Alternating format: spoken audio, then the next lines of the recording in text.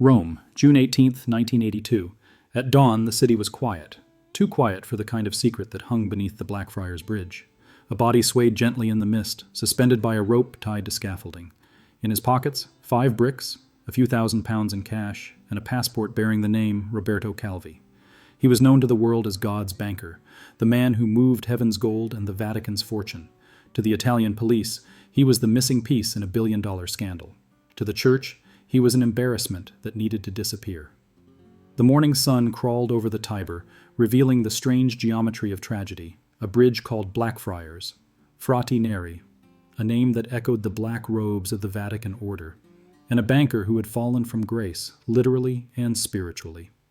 Just days earlier, Calvi had fled Italy, using false documents, believing that powerful men, perhaps even within the church, wanted him silenced. He had overseen the Banco Ambrosiano, a financial empire intertwined with the Istituto per le Opere di Religione, the Vatican Bank. Together they moved funds across continents, hiding behind shell companies, offshore accounts, and moral absolution. When his corpse was found, the Vatican denied involvement. The mafia whispered revenge. The government called it suicide. But in truth, it was the collision of faith and finance, of God and greed.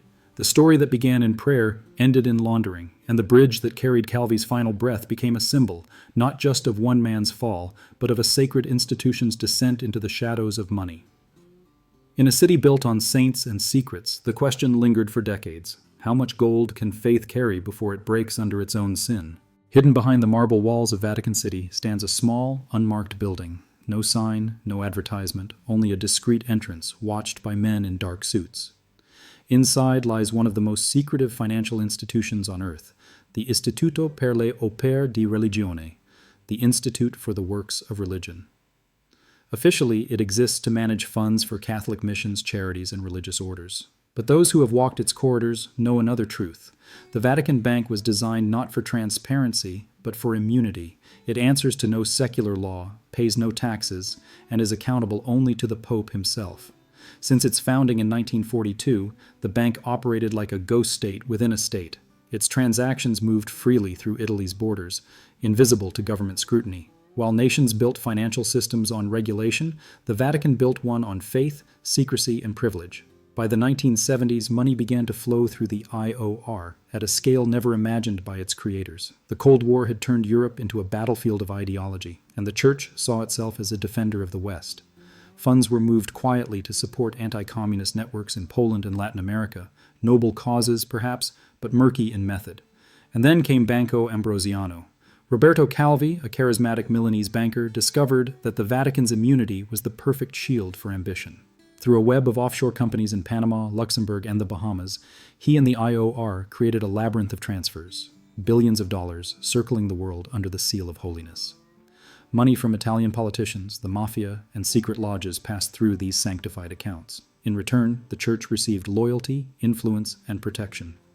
Inside the Vatican, few asked questions. Outside, Italian prosecutors saw smoke but could not find fire. Every time they reached for the evidence, it was wrapped in the flag of divine privilege. Archbishop Paul Marcinkus, the American who led the bank, famously said, "You can't run the Church on Hail Marys." Under his watch, the Vatican Bank became less a treasury of faith than a broker of power, a middleman between God and the world's most dangerous men.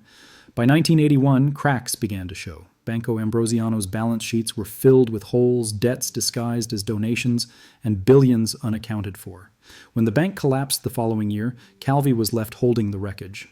The Vatican distanced itself immediately, calling him a private banker acting alone. But documents later revealed hundreds of letters, signatures, and guarantees, proof that the Holy Bank was deeply entangled.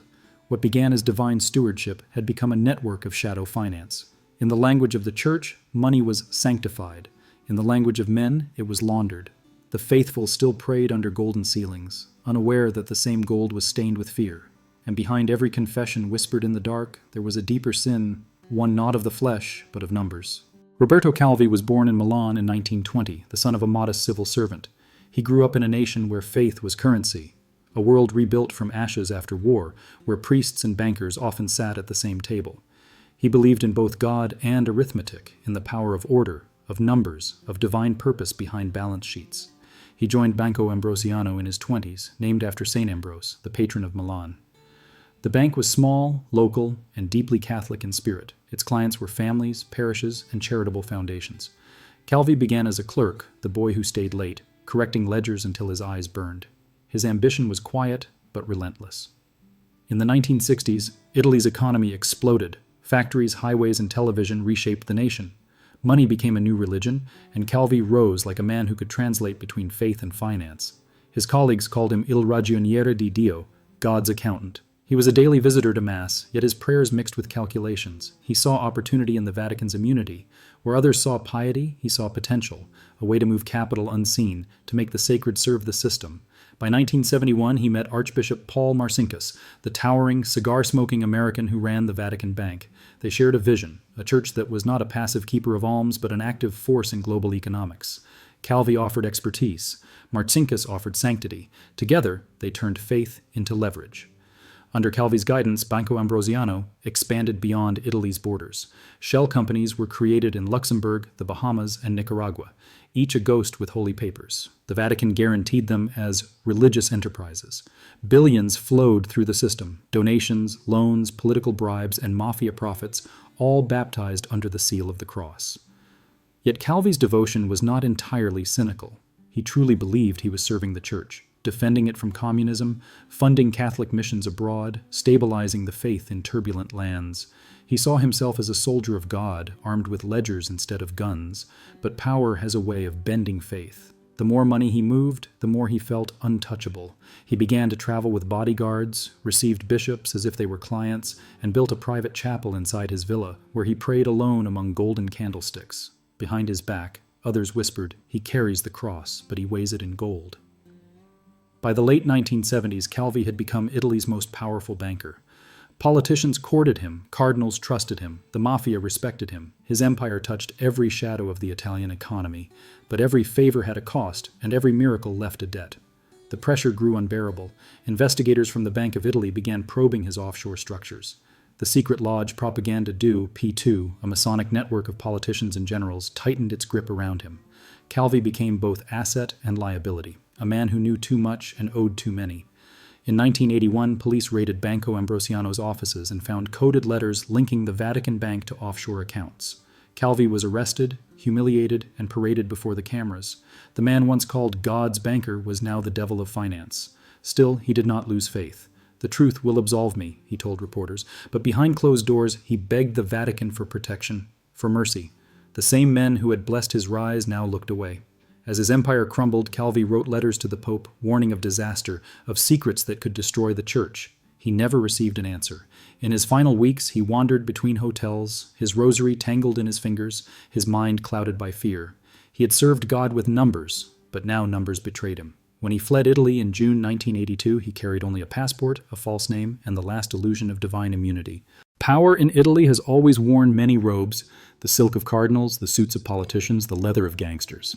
In the 1970s, those worlds merged in the quiet corridors of finance, bound by a shared creed: money as salvation. The Vatican Bank sat at the center of it all. It had no shareholders, no parliament, no external audit, only divine legitimacy.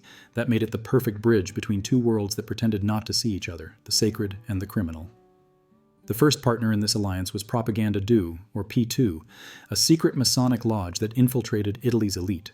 Its leader, Lizio Gelli, called himself the Puppet Master. He dreamed of reshaping the nation through covert influence, controlling media, banks, and ministries.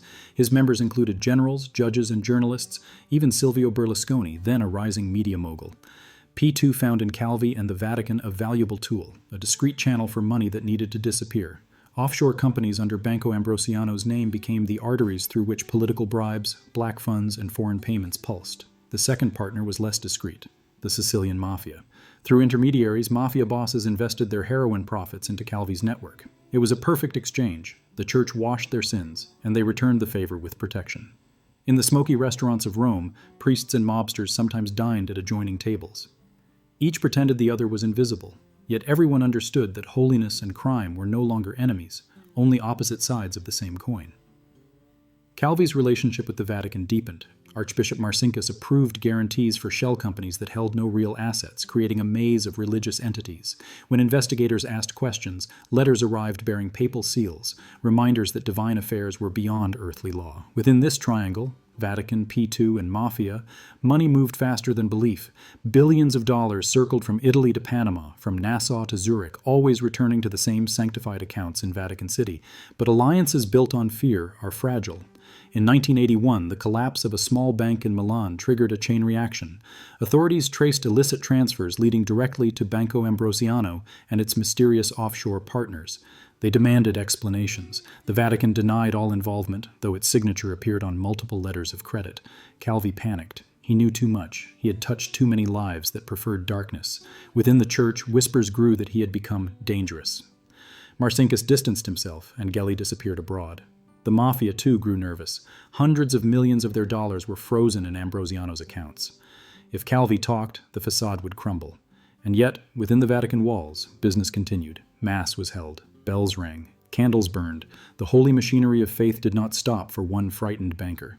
In May 1982, Calvi was convicted of illegal currency export and sentenced to 4 years. Out on bail, he prepared to flee. Letters found later showed his desperation. He begged Marcinkus and the Vatican for help, warning that he held documents too compromising to be revealed. 2 weeks later, he vanished. When his body was found hanging beneath the Blackfriars Bridge in London, the alliance broke like stained glass. P2 was dissolved by government order. The Mafia buried its records. The Vatican declared innocence, offering prayers for the soul of a man they now called a misguided servant. But money leaves traces that prayers cannot erase. Investigators found coded ledgers linking Calvi's offshore firms to the Vatican Bank. British inquests ruled first suicide, then open verdict. Independent inquiries later concluded murder, likely ordered by those who feared exposure. The Holy Alliance had turned upon itself. In the end, the men who believed they could sanctify greed learned that even divine institutions bleed when touched by corruption. And as the Church denied, the Mafia buried, and politicians forgot, the bridges of Rome remained, silent witnesses to the pact between God and gold. By 1982, the empire of faith and finance that had risen in silence began to crack. What had once been divine privilege now looked like criminal architecture. Inside the Vatican's marble walls, letters went missing, phones rang unanswered, and every whispered prayer carried the weight of scandal. Roberto Calvi, hunted by creditors and haunted by conscience, fled Italy with forged papers and a suitcase full of secrets. He believed that if he could reach London, he might buy time or mercy. But the same money that had made him powerful now marked him for death. At the heart of the collapse was Banco Ambrosiano, a financial cathedral built on illusion. Its foreign subsidiaries were nothing but ghosts, empty companies, circular loans, fabricated profits. When the Italian central bank began its audit, billions vanished into the mist of numbered accounts and offshore havens. The Vatican Bank, whose moral authority once silenced nations, issued a single statement. "We are not responsible for the affairs of private institutions." It was a sentence polished by lawyers but written in fear. Behind closed doors, Archbishop Paul Marcinkus, still head of the Vatican Bank, argued that divine immunity protected them from prosecution. He was not wrong. Under international law, the Vatican was a sovereign city-state. Its records were untouchable. Its bankers could not be subpoenaed. The world's smallest nation had become the safest vault for the world's dirtiest money. In Milan, protests broke out. Workers who had trusted Ambrosiano's savings accounts found their life savings erased. Newspapers called Calvi the man who stole from God. The irony cut deeper than any headline. When the bank finally collapsed, the hole it left was staggering: $1.3 billion missing, much of it guaranteed by the Vatican. The Italian government demanded restitution. The Church refused. Cardinals met in secret, debating whether to sacrifice Marcinkus to save the institution, but the American prelate was protected by papal order. In a single night, the Vatican sealed all internal archives related to Ambrosiano. Priests were instructed never to mention Calvi's name again. Meanwhile, Calvi hid in London under the alias Mr. Calliston. He moved between hotels, changing rooms nightly. His letters to the Vatican became more desperate, part confession, part threat. "If I die," he wrote, "many others will follow." He met with contacts from P2, with men tied to the Mafia, with supposed intermediaries from the Church. Each promised help. None delivered. On June 17, 1982, he called his family from a payphone, voice trembling. "Everything is finished," he said. "Pray for me." The next morning, his body was found hanging beneath the Blackfriars Bridge. The coroner called it suicide. The world called it ritual. The symbolism was impossible to ignore. Blackfriars, the name of the Dominican order known for their black robes. Calvi, a member of P2, a secret lodge accused of satanic rites, had died under a bridge dedicated to monks. To believers, it was divine justice. To investigators, a message. For years, the Vatican refused to comment. Its silence became its confession. The Church quietly paid $240 million in moral compensation to Ambrosiano's creditors, a gesture of charity dressed as debt settlement. Marcinkus remained within Vatican City walls, untouchable. When Italian police arrived with an arrest warrant, Swiss guards blocked the gate. He would later say, half smiling, "You can't arrest the Pope's banker." By the late 1980s, the dust had settled. Calvi's family continued to fight for recognition that he had been murdered. Decades later, forensic re-examinations proved it. He had not hung himself. His body bore marks of restraint, his neck broken before the hanging. But by then, all who could be charged were dead or protected. The Vatican moved on. New popes spoke of renewal, of moral restoration. But in the financial archives, the fingerprints of Ambrosiano remained, sealed under wax, preserved like relics of a holy crime. Rome, as always, forgave itself with beauty. Tourists filled St. Peter's Square, marveling at the dome that had once hidden a billion-dollar secret. The marble gleamed, the bells tolled, the faith endured, not because it was pure, but because it had learned to survive its own sins. And somewhere beneath the bridge on the Tiber, the water still carried the reflection of a man who believed he was saving God's house, even as it burned from within. Decades after Roberto Calvi's fall, the Vatican's marble walls stood untouched, their silence polished by time. But the patterns of sin and salvation he revealed, faith traded for finance, continued to echo through a different century. In 2019, investigators once again entered Vatican offices. They carried laptops instead of ledgers, subpoenas instead of scrolls. But the story was the same. Millions in church funds had been diverted to real estate ventures in London. Luxury apartments purchased through offshore accounts, registered in shell companies echoing the ghosts of Ambrosiano. The methods had changed, the morality had not. Under Pope Francis, the Vatican promised transparency. He was the first pontiff to admit that corruption existed inside the house of God. But even his reforms stumbled against the same ancient truth. Money, once sanctified, resists confession. In press conferences, Vatican spokesmen spoke of human error and imperfect oversight. But beneath the marble floors, servers hummed, digital successors of the vaults that once hid paper trails and gold.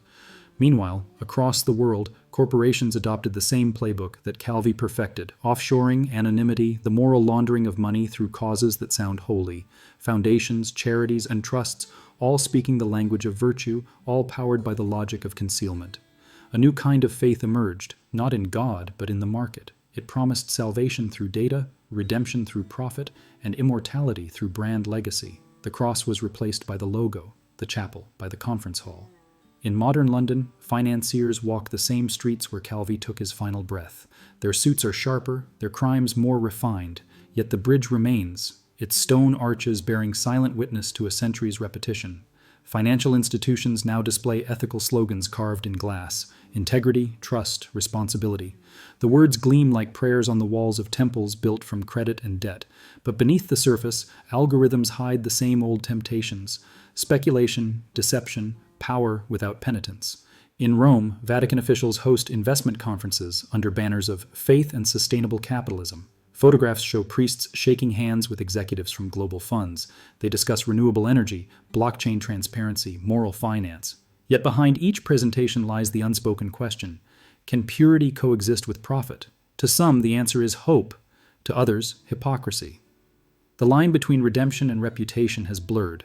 A scandal today fades faster than forgiveness. Markets forget faster than God ever could. But history has memory, and it records patterns, not excuses. When the new Vatican financial director was asked why the church still invested through offshore vehicles, he smiled and said, "Because faith must remain flexible." It was the same language Calvi once used, though now dressed in PowerPoint slides and corporate light. From London to Singapore, from Panama to Zurich, the network hums. A new holy alliance, this time wired through satellites and fiber optics. The prayers are encrypted, the sins digitized. In the quiet corners of the Vatican Museum, where paintings of saints still glow under candlelight, a security camera blinks, a modern eye watching the relics of divine contradiction. The past is preserved, the present justified, the pattern unbroken. The Blackfriars Bridge still stands, a stone sermon over the Tiber. Tourists cross it unaware that beneath their steps, faith and finance once collided so violently that even God seemed to look away.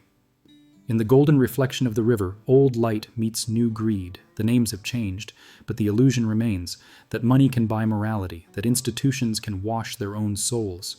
And as night falls over Rome, the same bells toll from St. Peter's. Their echo drifts across the city, not as a hymn, but as a warning.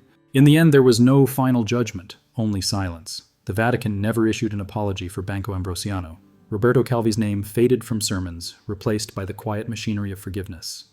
The Church survived, as it always had, through ritual and selective memory. History, too, is a kind of accountant. It keeps two ledgers, one for what men build and one for what they bury. Calvi's death became a line item, tragic, debated, unresolved, but what he revealed remained. The paradox of a world where holiness and profit share the same table. The bridge where he died still cuts across the Tiber like a scar that refuses to fade. Each morning, sunlight slides across its stone arches and the city carries on. Markets open, prayers are said, currencies rise and fall. Faith and finance continue their uneasy alliance, each pretending not to see the other's reflection. Inside the Vatican Museum, paintings of saints shimmer beneath protective glass. The oil has darkened with age, the glaze cracked by centuries of heat and incense. Visitors admire the beauty, not the warning, that even holiness corrodes when touched too often by gold. A few archivists, those who work in silence, still trace the paper trails left behind. The memos, the ledgers, the signatures of men who once believed they could manage God's balance sheet. Each document smells faintly of dust and absolution.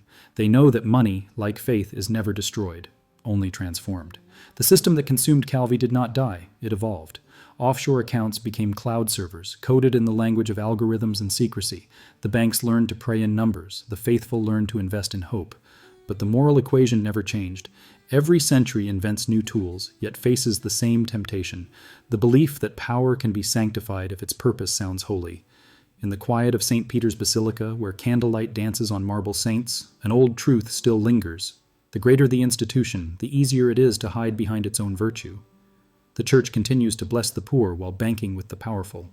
And the world, watching, forgives it, because we all share the same contradiction. We demand morality from others, and exemption for ourselves.